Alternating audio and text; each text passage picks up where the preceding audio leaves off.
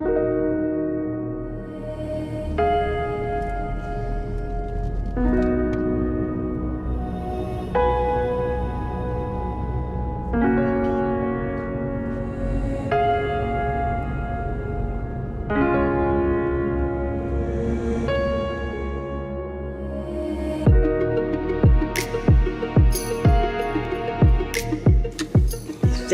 otroke ne vidim, ne vem, kako ne prevarite.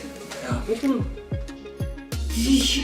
Ja, ampak ti preveč potem potegneš naprej. Kratko.